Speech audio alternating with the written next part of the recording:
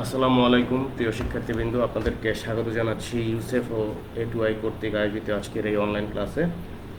আমি Mohammad Arif Hossain, instructor, food and beverage service, Mirpur technical school, Yousef, Bangladesh. আজকে আমরা যে বিষয়টা আলোচনা করতে যাচ্ছি সেটা হচ্ছে বেভারেজ এবং মেনু নলেজ। আজকে বিষয়টা যখন পুরোপুরি ক্লাসের সাথে আমরা যারা থাকবো,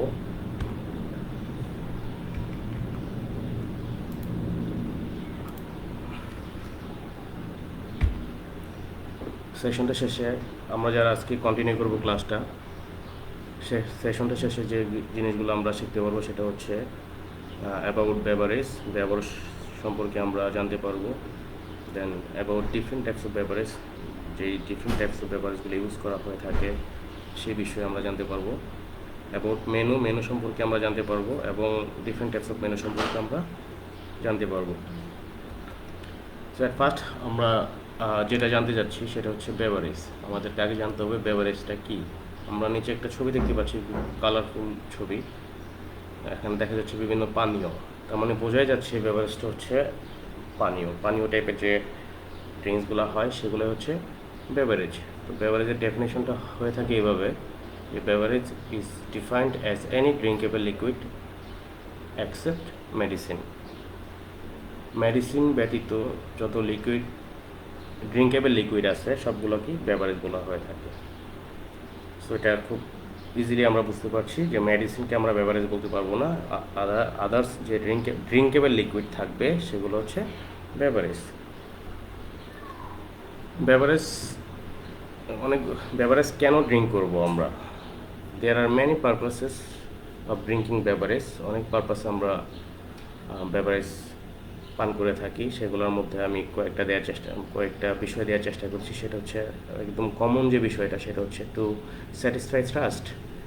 আমরা আমাদের পিপাসা নিবারণের জন্য বেভারেজ পান করে থাকি, এটা একটা কমন একটা ইউজ আর কি বেভারেজের বা purpose. Then to increase energy and power, অবশ্যই আমরা বেভারেজ পান করে থাকি এনার্জির জন্য, পাওয়ারের জন্য। অ্যান্ড টু হেল্প ডাইজেশন, আমরা ডাইজেশনের জন্যও বেভারেজ দরকার বা পানীয় আমাদের দরকার। এই পারপাসগুলো ছাড়াও আরও অনেক পারপাস থাকতে পারে, তবে এই পারপাসগুলো হচ্ছে একদম মেইন। যেমন ট্রাস্ট, পিপাসা নিবারণের জন্য বেভারেজ অবশ্যই ইউজ করতে হবে, এনার্জি পাওয়ারের জন্য ইউজ করতে হবে, ডাইজেশনের জন্য করে থাকি আর কি।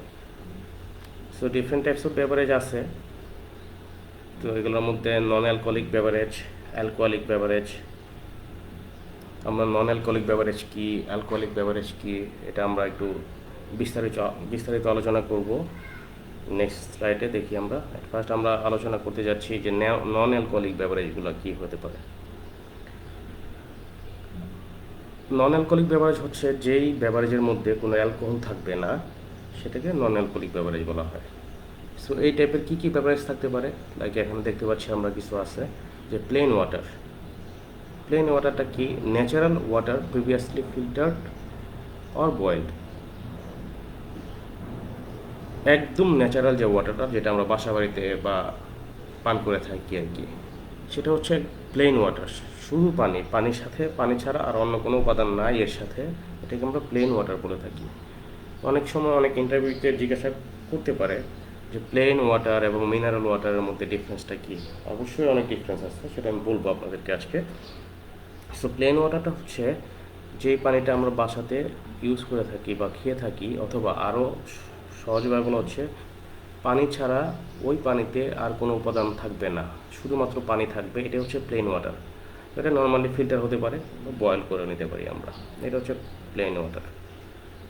অ্যান্ড মিনারেল ওয়াটার হচ্ছে যে পানির সাথে মিনারেল অ্যাড করা থাকবে, এটা হচ্ছে মিনারেল। ধরেন প্লেন ওয়াটারের সাথে যদি আমি মিনারেল অ্যাড করে দিই, এগুলো হচ্ছে তখন এটা মিনারেল ওয়াটার হয়ে যাবে। মিনারেলগুলো কি? বিভিন্ন খনিজ উপাদান, এগুলো হচ্ছে মিনারেল।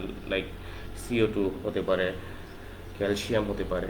তো এরকম অনেক কিছুই থাকতে পারে যে মিনারেলগুলো যদি এই ধরনের মিনারেলগুলো যদি প্লেন ওয়াটারের সাথে এক্সট্রাভাবে অ্যাড করা হয়ে থাকে, তখন এটা মিনারেল ওয়াটার হয়ে যায়। তো এখানে দেখেন স্প্রিং বোতল ওয়াটার, নর্মালি আমরা দোকান থেকে যে পানিগুলো কিনে থাকি বিভিন্ন ব্র্যান্ডের, তো ওগুলো নর্মালি মিনারেল ওয়াটার হয়ে থাকে। Then plain or natural sparkling with natural CO2, যেখানে সামটাইমস কিছু কিছু পানিতে CO2 কার্বন ডাইঅক্সাইডও মানে এক্সট্রা অ্যাড করা হয়ে থাকে, সেটাও মিনারেল ওয়াটারের মধ্যে পড়বে, যেহেতু এটা আলাদা একটা উপাদান মিনারেল অ্যাড করা হয়েছে। সো এটা হচ্ছে স্পার্কলিং।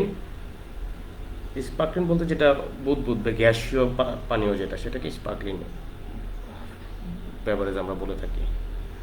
দেন টি, কফি। তো টিটা কি আমরা সবাই মোটামুটি জানি, কফিও জানি। তো টি আমি এরপর একটু বলছি।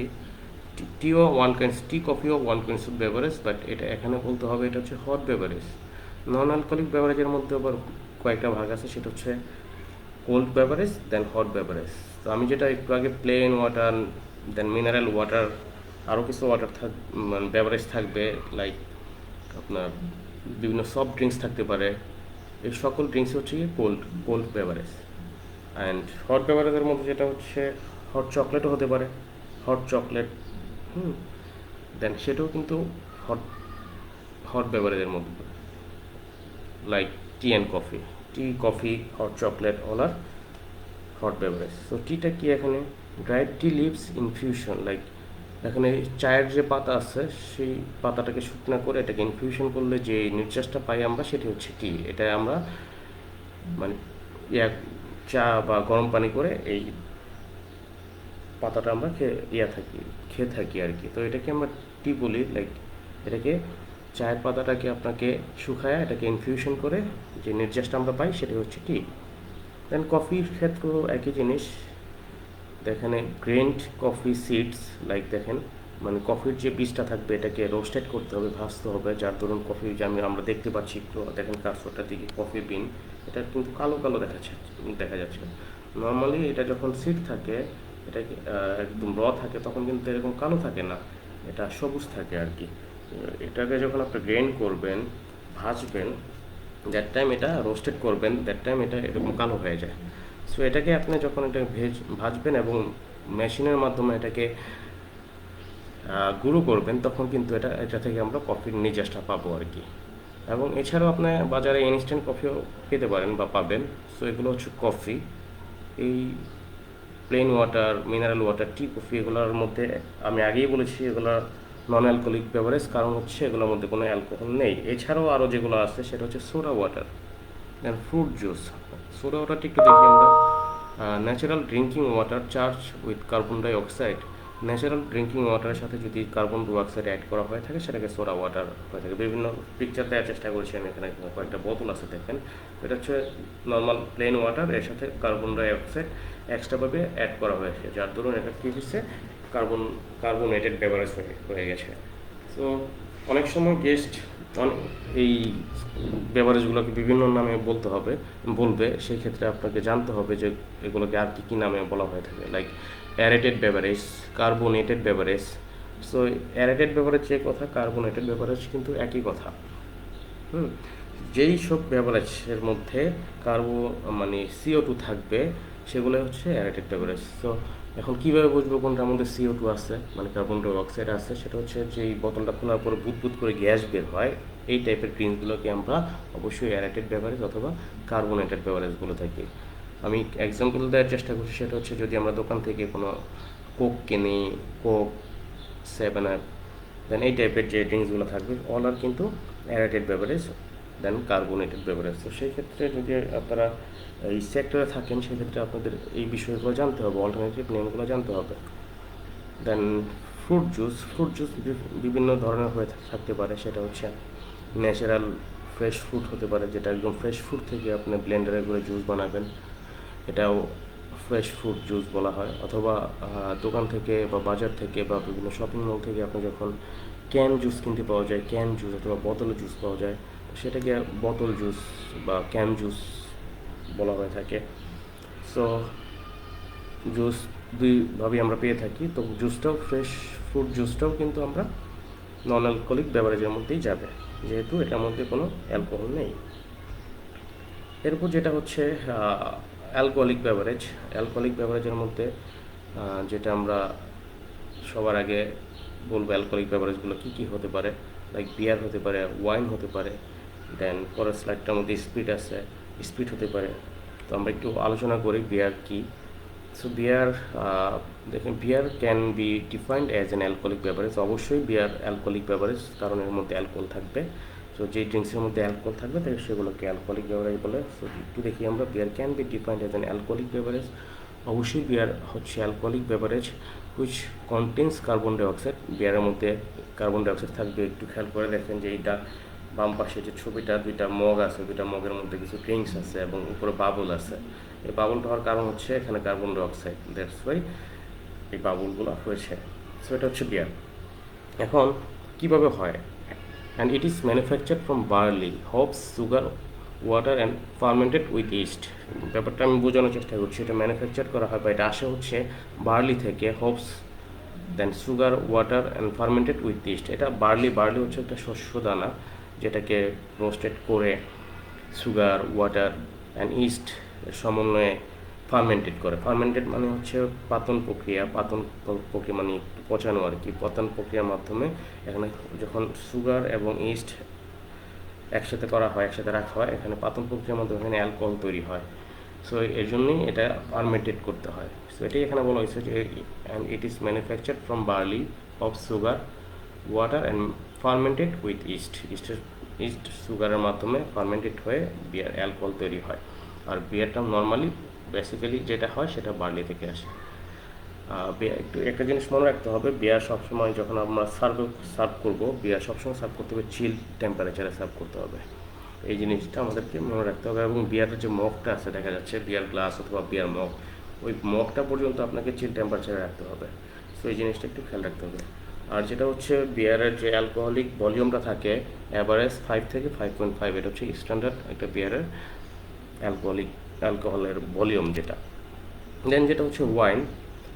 Wine is an also alcoholic beverage which is produced by alcoholic fermentation of grape juice, যেটা গ্রেপ জুস থেকে তৈরি করা হয়ে থাকে আর কি। সেটা হচ্ছে, এটাও ফার্মেন্টেশন করি হয়। ফার্মেন্টেশনটা কি আমরা বলেছি বিয়ারের সময়, নতুন করে বলছি না।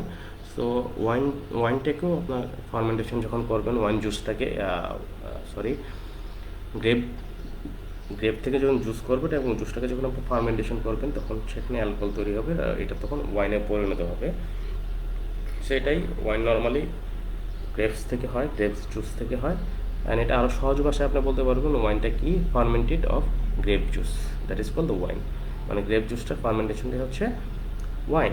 তো ওয়াইন বিভিন্ন টাইপের হতে পারে, লাইক রেড ওয়াইন হতে পারে, হোয়াইট ওয়াইন হতে পারে, রোজে ওয়াইন হতে পারে, শ্যাম্পেন হতে পারে, স্পার্কলিং হতে পারে। সো আপনাকে এগুলোর আলাদা আলাদা নাম, আলাদা আলাদা বৈশিষ্ট্য আছে। তো আমি দুইটা বলে দিচ্ছি। রেড ওয়াইন যেটা একটু কমন আর কি, বেশি, red wine and white wine. Normally red wine হচ্ছে রেড গ্রেপস, যেটা বাজারে পাওয়া যায়, রেড গ্রেপস থেকে যে ওয়াইনটা প্রিপেয়ার করা হয় সেটা হচ্ছে red wine. And white grapes থেকে, মানে সবুজ যে অ্যাংলোটা থাকে সেটা থেকে যে ওয়াইনটা তৈরি করা হয় সেটা হচ্ছে নর্মালি হোয়াইট ওয়াইন। সো এটা যখন আপনি সার্ভিস করবেন রেড ওয়াইনটা, সেক্ষেত্রে আপনাকে অবশ্যই এটা রুম টেম্পারেচারে সার্ভিস করতে হবে এবং এটাকে সংরক্ষণও করতে হবে রুম টেম্পারেচারে। এই জিনিসগুলো একটু খেয়াল রাখতে হবে। এবং হোয়াইট ওয়াইন যখন সার্ভিস হবে সেই ক্ষেত্রে আপনাকে অবশ্যই এটা চিল টেম্পারেচারে সার্ভিস করতে হবে। আমি বারবারই বলছি চিল টেম্পারেচার বিয়ারের সময়। চিল টেম্পারেচারটা কী সেটা আমি একটু বলি। চিল টেম্পারেচার হচ্ছে যে টেম্পারেচারটা থাকবে 0 থেকে 5 ডিগ্রির মধ্যে, যে টেম্পারেচার সেটা হচ্ছে চিল টেম্পারেচার। তো ওই হোয়াইট ওয়াইনটা আপনাকে এই টেম্পারেচারের মধ্যে সার্ভিস করতে হবে। আর আরেকটা বিষয় মনে রাখতে হবে, এটা ভালো, it is better to serve white wine with white meat. White মিটের সাথে লাইক চিকেন, বিভিন্ন different types of hunting birds, এগুলোকে নর্মালি হোয়াইট মিট বলা হয়ে থাকে। যখন আপনি হোয়াইট ওয়াইন সার্ভিস করবেন এটা বেটার, হোয়াইট ওয়াইন যখন সার্ভিস করবেন এটা হচ্ছে বেটার হোয়াইট মিটের সাথে আপনার সার্ভিস করা। আর রেড ওয়াইনটা সার্ভিস করা ভালো with red meat, like beef হতে পারে, বাফেলো হতে পারে, মাটন হতে পারে, উইথ অলা রেড মিট। সেই জিনিসগুলো একটু আমরা খেয়াল রাখবো আর কি। বা নর্মালি আমি তো সার্ভিস করতে পারবো না, গেস্টটা অর্ডার করতে হবে। সামটাইমস আপনাকে গেস্টকে সাজেশন, অনেক সময় সাজেস্টিভ সেল করতে হয়, অনেক সময় গেস্ট আপনার কাছে সাজেশন চায় যে এর সাথে কোনটা ভালো যায়। সেই ক্ষেত্রে আপনার জানা থাকলে আপনি ভালো সাজেস্ট করতে পারবেন যে স্যার এই ওয়াইনের সাথে এই ড্রিঙ্ক, এই ফুডটা যাবে, এইটা যাবে। সো এই জন্য আপনাকে জানতে হবে। দেন স্পিড, আমি একটু বলে দিচ্ছি যে ওয়াইনের অ্যালকোহলিক ভলিউমটা, ওয়াইনে যে অ্যালকোহল থাকবে তার পরিমাণটা, স্ট্যান্ডার্ড পরিমাণটা হচ্ছে 12 থেকে 15, মানে 12 থেকে 15% মধ্যে স্ট্যান্ডার্ড ওয়াইনগুলোর অ্যালকোহল থেকে থাকে। দেন যাচ্ছি আমি স্পিরিট বলা যায় স্পিরিট হচ্ছে একটা হাই অ্যালকোহলিক ড্রিঙ্কস। এখানে অ্যালকোহলের পরিমাণ যেমন বিয়ারে ছিল মাত্র 5%, ওয়াইনে ছিল 12 থেকে 15%, স্পিরিটে আরও অনেক বেশি অ্যালকোহল থাকবে। এটার পরিমাণ হচ্ছে 40% অথবা অ্যাভারেজ 40। সো বোঝা যাচ্ছে এটা অনেক বেশি অ্যালকোহল, দ্যাটস ওয়াই এটাকে আমরা হাই অ্যালকোহলিক ড্রিঙ্কস বলতে পারি। Like in food and beverage business, spirit is defined as an alcoholic beverage. অবশ্যই spirit alcoholic beverage made through distillation of fermented liquid. এটাকে মানে এখানে একটা নতুন শব্দ আসছে ডেস্টিলেশনটা কি? ডেস্টিলেশনটা হচ্ছে, আমি নিজে দেওয়ার চেষ্টা করেছি ডেফিনেশনটা। Distillation is a process to separate the alcoholic content in fermented liquid by vaporization হচ্ছে ভাপ। নর্মালি যখন আপনি স্পিড তৈরি করবেন, স্পিড কয়েক ধরনের হয়ে যায়, অনেক স্পিড থাকতে পারে। 5টা বেসিক স্পিড হচ্ছে ভডকা, রাম, টাকিলা, জিন, হুইস্কি। সো ভডকা একটা থেকে তৈরি হয়, দেন হুইস্কি একটা থেকে তৈরি হয়। যখন আপনি এটা অবশ্যই ফার্মেন্টেশন করতে হবে। ফার্মেন্টেশন করার পর এটাকে ডেস্টিলেশন করার জন্যে মানে একটা ডেস্টিলেশন হচ্ছে একটা লং প্রসেস। এটাকে একটা ব্যারেলের মধ্যে ফার্মেন্টেশন করার পর ব্যারেলের মধ্যে রাখতে হবে। রাখার পর এটাকে ভ্যাপোরাইজেশন করানোর জন্য এটা অনেক দিন রেখে দিতে হবে। মানে ভাপের মাধ্যমে এটা আস্তে আস্তে এখানে অ্যালকোহলটা বাড়বে। তো এটা ভাপের মাধ্যমে যেই প্রসেসটা আমরা করে থাকে যারা তৈরি করে, সেটাই হচ্ছে ডেস্টিলেশন। মানে ফার্মেন্টেশনের পর লং প্রসেসের জন্য ব্যারেলের করে একটা জায়গায় ওয়্যার হাউস বলে এটাকে, ওয়্যার হাউসে রেখে দেবে এবং এটাকে আস্তে আস্তে গরমে ভাপে এটার মধ্যে অনেক বেশি অ্যালকোহলের তৈরি হবে এবং টেস্ট এটা চেঞ্জ হবে প্রতিনিয়ত আস্তে আস্তে। সো এটাকে হচ্ছে distillation, it's an long process. So এটাই স্পিড হচ্ছে হাই অ্যালকোহলিক ড্রিঙ্কস। 5টা বেসিক স্পিড আছে ওয়ার্ল্ডের মধ্যে। এই 5টা বেসিক স্পিডের মধ্যে যে নামগুলো, যে 5টা বেসিক স্পিড আছে সেটা হচ্ছে ভডকা, রাম, টাকিলা, জিন অ্যান্ড হুইস্কি। এই হচ্ছে 5টা বেসিক স্পিড। নর্মালি এই প্রত্যেকটা স্পিডের মধ্যে অ্যাভারেজ আপনার অ্যালকোহল থাকবে 40%। তো এই জিনিসটা আমাকে একটু মনে রাখতে হবে। 40 এটা কিন্তু অ্যাভারেজ, কোথাও বেশিও থাকতে পারে, 50-এর উপরে থাকতে পারে, আবার 40 কমও কিছু ক্ষেত্রে থাকতে পারে। তো এটাকে অ্যাভারেজ 40% বলা যায়। যদি কোনো ইন্টারভিউ আপনি যখন জব করতে যাবেন, যদি ইন্টারভিউতে বলে যে স্পিডের অ্যালকোহলটা কত থাকে, সেক্ষেত্রে আপনি যদি অ্যাভারেজ 40 বলেন, সেই ক্ষেত্রে তারা অ্যান্সারটা কিন্তু রাইট করে নেবে। তো আপনাকে জানতে হবে বিষয়গুলো। দেন আমরা যে এখানে যাচ্ছি সেটা হচ্ছে মেনু কি? মেনু হচ্ছে list of food items, food and beverage আইটেমও বলতে পারি। এখানে শুধু ফুড দিয়েছি আমি। List of food and beverage items আর prepare dishes which are available to the guest. খেয়াল করেন, মেনু হচ্ছে একটা ফুডের অথবা বেভারেজের লিস্ট। এখন আপনি দুনিয়া সব ফুডের লিস্ট বানায় এটাকে মেনু বলতে পারবেন না। মেনু তখনই হবে ফুডের লিস্ট থাকবে, বাট ওই ফুডগুলো গেস্টের জন্য অ্যাভেলেবলও থাকবে। যে গেস্ট অর্ডার করেছে, আপনি মেনু দিয়েছেন, ফুডের লিস্ট দিয়েছেন, এখন গেস্ট অর্ডার করলো যে এই ফুডটা দেন, আপনার এই এত নম্বর ফুডটা। এখন আপনি বললেন স্যার এটা আমাদের এখানে হয় না, it is not available. So এটা কিন্তু মেনু হবে না। সো এটা মাঝে মাঝে হতে পারে এটা, কিন্তু আপনার প্রতিনিয়ত যদি এটা হয় সেই ক্ষেত্রে কিন্তু এটা কখনোই হবে না। সেই জন্যে মেনু হচ্ছে ওই লিস্ট, ওই ফুড এবং বেভারেজের লিস্ট, যেই ফুডগুলো অ্যাভেলেবেল থাকবে গেস্টের জন্য, যেমন গেস্ট অর্ডার করার সাথেই আপনি একটা নির্দিষ্ট টাইমের মধ্যে ফুডগুলো গেস্টের টেবিলে ডেলিভার করতে পারেন। সো এটাই যদি মেনু কখনো আসে new exam or interview question, সেক্ষেত্রে আপনাকে বলতে হবে যে menu is a list of food and beverage which are available for the guest বা টু দ্য গেস্ট, যেগুলো অ্যাভেলেবল থাকবে গেস্টের জন্য। সো কয়েক ধরনের মেনু পাওয়া যায় এর মধ্যে। আলাকার্ট মেনু, দেন টেবল ডিহট মেনু। আলাকার্ট মেনু কি, টেবল ডিহট মেনু কি, আমরা দেখি একটু সামনে দিয়ে গিয়ে একটু খেয়াল করে রাখবেন যে আলাকার্ট মেনুটা কি। There are choice within each course. A la carte menu প্রথমে যেটা থাকবে, প্রত্যেকটা কোর্স আলাদা আলাদা চয়েস করতে পারবেন আপনি যত একটা খাবেন একটাই চয়েস করবেন, দুইটা খাবেন দুইটা চয়েস করতে পারবেন। এরপর যেটা হচ্ছে each dish is priced separately and it is charge to order. প্রত্যেকটা সেপারেট প্রাইস থাকবে এবং যতটুকু আপনি অর্ডার করবেন ঠিক ততটুকুই চার্জ করা হবে। এটা হচ্ছে আলাকার্ট মেনুর মূল বৈশিষ্ট্য। সো ডিফারেন্ট প্রাইস থাকতে পারে, ডিফারেন্ট কোর্সেস থাকবে আর কি। এখানে সহজ কথা যদি আমি বলি, আরও সহজ কথা, ডিফারেন্ট কোর্সেস, ডিফারেন্ট প্রাইসেস। আপনি চাইলে আপনার নিজস্ব ইচ্ছা মতো চয়েস করতে পারবেন এবং অর্ডার করতে পারবেন। সো আলা cart menu is A menu which has various number of course, যেখানে অনেক ধরনের কোর্স থাকবে, ভেরিয়াস নাম্বার কিন্তু এখানে বলা হয়েছে, and item with individual price, এবং প্রত্যেকটা কোর্সের আলাদা আলাদা প্রাইস থাকবে আর কি। সো আমি এক্সাম্পল দিয়ে চেষ্টা করছি, একটু দেখেন। যে ডান পাশে দেখেন প্লেন রাইস মানে সাদা ভাত 500 টাকা, বিফ বার্গার 1200 টাকা, দেন সিজনাল সালাদ 800 টাকা, মিনারেল ওয়াটার 500 ml 100 টাকা। তো সেক্ষেত্রে আপনি এখন যদি প্লেন রাইস অ্যান্ড সিজনাল সালাদ নেন, সেক্ষেত্রে শুধুমাত্র প্লেন রাইস 500 টাকা অ্যান্ড সিজনাল সালাদ 800 টাকা, এই দুটোই আপনাকে চার্জ করা হবে। 500 টাকা, 800 টাকা, 1300 টাকা আপনাকে চার্জ করবে। আপনি যদি শুধুমাত্র বিফ বার্গার নেন, সেক্ষেত্রে শুধুমাত্র বিফ বার্গার যে নিয়েছেন সেটা চার্জটা আপনাকে দিতে হবে, প্রাইসটা আপনাকে দিতে হবে। সো বলাই হচ্ছে এখানে ডিফারেন্ট কোর্সেস আছে অ্যান্ড ডিফারেন্ট প্রাইসেস আছে। আপনি চাইলে এখান থেকে একটাও নিতে পারেন, সবগুলো নিতে পারেন, আপনার একটা চয়েস থাকবে। হ্যাঁ, তো এটি হচ্ছে আলা কার্ট মেনুর মূল বৈশিষ্ট্য। এরপর যেটা হচ্ছে table divide menu. Table divide মেনুটা কি দেখি আমরা। The menu has fixed number of course, একটা ফিক্সড নাম্বার। এর আগে যেমন ভ্যারিয়াস নাম্বার অফ কোর্স ছিল, এখানে কিন্তু আর ভ্যারিয়াস নয়, এখানে একটা ফিক্সড নাম্বার অফ কোর্সেস দেওয়া আছে। মানে চাইলেই ধরুন সেট মেনু বলতে পারেন এটাকে আপনি, লাইক 3-4টা কোর্স আছে, 3-4টা কোর্সে একটা সেট মেনু অথবা টেবল ডিভাইড মেনু এই টাইপের। Then selling price of the menu is fixed. মেনুর যে সেলিং প্রাইসটা থাকবে সেটাও ফিক্সড থাকবে, অবশ্যই ফিক্সড থাকবে, চাইলেই বেশি কম করা যাবে না। Then the dishes provided will all be ready at same time at a set time. কথা হচ্ছে একটা সেট মেনুতে ধরেন 3-4টা বা 5টা কোর্স আছে, যখন ওই সেট মেনুটা অর্ডার করা হবে, আপনাকে ওই 4টা-5টা যতগুলো ওই সেট মেনুর যতগুলো আইটেম আছে, প্রত্যেকটা আইটেম অ্যাট এ টাইম আপনাকে সার্ভ করতে হবে। Then the set price of table hot menu is charged whether or not the full menu is consumed. Sometimes অনেক সময় পুরো সেট মেনু অর্ডার করার পর আমরা সবগুলো কনজিউম করি, মানে খেতে পারি না, কারণ আপনার খান নাই, দ্যাট ইজ ইউর ফল্ট বা আপনার ব্যর্থতা।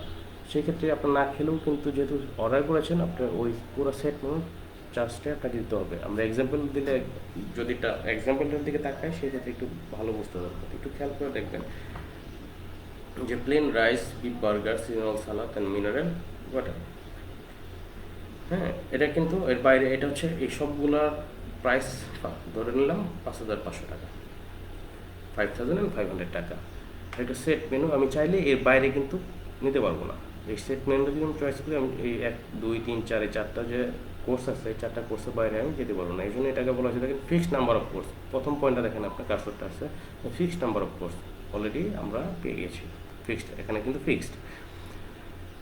The selling price of the menu is fixed. দেখেন এই সবগুলোর সেলিং প্রাইস 5500 টাকা, একটা ফিক্সড প্রাইস। সেটাই এখানে বলা হয়েছে যে selling price of the menu is fixed. Then the dishes provided will be all be ready at a set time. আপনাকে যেটা করতে হবে, যখন এই সেট মেনুটা অর্ডার করা হবে, সেক্ষেত্রে আপনাকে এই plain rice, beef burger, seasonal salad, mineral water একসাথে আপনাকে সার্ভিস করতে হবে, এটাই। দেন লাস্টের যে পয়েন্টটা, সেটা হচ্ছে এখান থেকে যদি আপনি এখন সবগুলো অর্ডার করে যদি আপনি প্লেন রাইস অ্যান্ড সিজনাল সালাদ খান অথবা শুধুমাত্র বার্গার খান, সেক্ষেত্রে আপনাকে 5500 টাকাই পে করতে হবে। যদি সবগুলো খান, 5500 টাকায় পে করতে হবে। যদি আপনি অর্ডার করে নাও খান, তাও আপনাকে 5500 টাকা পে করতে হবে। এটাই টেবিল হট মেনুর বৈশিষ্ট্য। এছাড়াও আরও কিছু মেনু থাকে, সেটা হচ্ছে ব্রেকফাস্টের জন্য কিছু মেনু ইউজ করা হয়। Normally American breakfast menu use করা হয়ে থাকে, ইংলিশ ব্রেকফাস্ট মেনু ইউজ করা হয়ে থাকে, কন্টিনেন্টাল ব্রেকফাস্ট মেনু ইউজ করা হয়ে থাকতে পারে। সেই আমেরিকান ব্রেকফাস্ট মেনুটা কি আমরা একটু দেখি। নর্মালি ব্রেকফাস্টের জন্য যে মেনুটা ইউজ করা, সেটা হচ্ছে ব্রেকফাস্ট মেনু।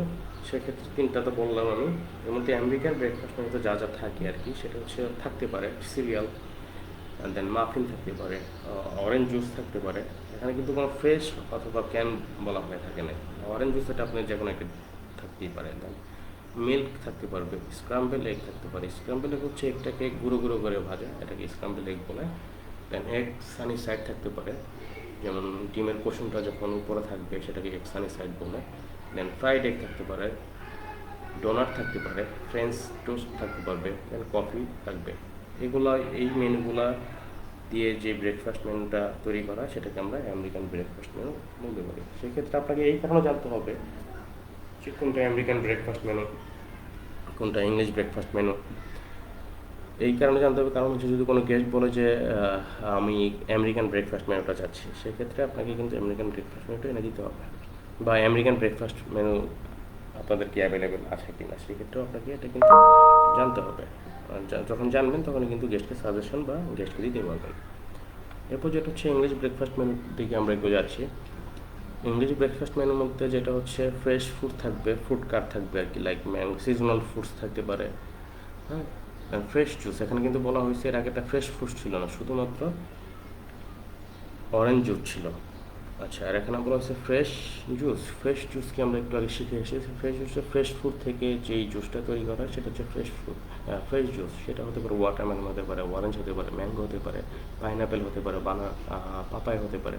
সো গেস্ট যখন যেটা অর্ডার করবে অবশ্যই সেটা ফ্রেশ জুস থাকতে পারে। কর্নফ্লেক্স থাকতে পারে, কর্নফ্লেক্স হচ্ছে সিরিয়াল, দেন সিরিয়াল, ফিশ থাকতে পারে, then egg, vegetable toast, roll and milk, এগুলো থাকতে পারে আর কি। তো এই টাইপের এই কোর্সগুলো যে মেনুর মধ্যে ব্রেকফাস্ট মেনুর মধ্যে থাকবে সেটা আমাদেরকে বুঝতে হবে, যেটা হচ্ছে ইংলিশ ব্রেকফাস্ট মেনু। দেন কন্টিনেন্টাল ব্রেকফাস্ট মেনুর মধ্যে এটা খুবই ছোটো একটা মেনু, খুব সীমিত, লাইক টি, কফি থাকবে, রোল থাকবে, টোস্ট থাকবে, ফ্রেশ জুস থাকতে পারে।